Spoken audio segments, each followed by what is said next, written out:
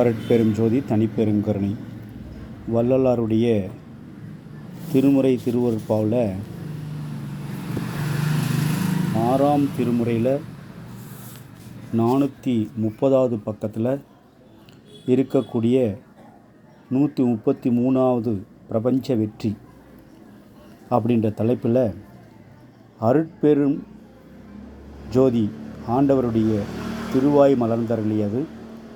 அருட்ஜோதி ஆனேன் என்று அரையப்பா முரசு, அருளாட்சி பெற்றேன் என்று அரையப்பா முரசு, மருட்சார்பு தீர்ந்தேன் என்று அரையப்பா முரசு, மரணம் தவிர்த்தேன் என்று அரையப்பா முரசு. திருச்சிற்றம்பலம். இந்த 4 வரியில்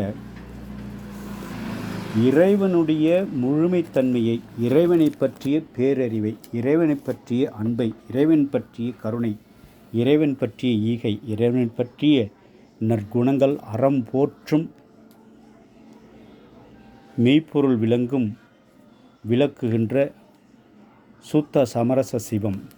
அந்த சிவம் எப்படி நாம் அதுவாக மாறுவது, அது நாமாக மாறுவது என்றால், ஆதரவற்று பசியோடு இருக்கின்ற அன்பு உள்ளங்களை தேடி அவர்களுக்கு இந்த உணவை வழங்குகின்ற வாய்ப்பையும் உடல் தேகத்தையும் ஆரோக்கியத்தையும் எனக்கு தந்து உதவுவதோடு மட்டுமல்லாமல், என்னோடு சேர்ந்து பயணித்து கொண்டிருக்கக்கூடிய என் அன்பு சகோதர சகோதரர் உலகெங்கும் இருந்து தங்களுடைய அன்பு கரங்களை நீட்டி தன்னால் இயன்றதை கொடுத்துதவி எங்களால் உங்கள் நிலை நின்று பொருளாற்றுகின்ற தொண்டாற்றுகின்ற காலம் பற்றவில்லை.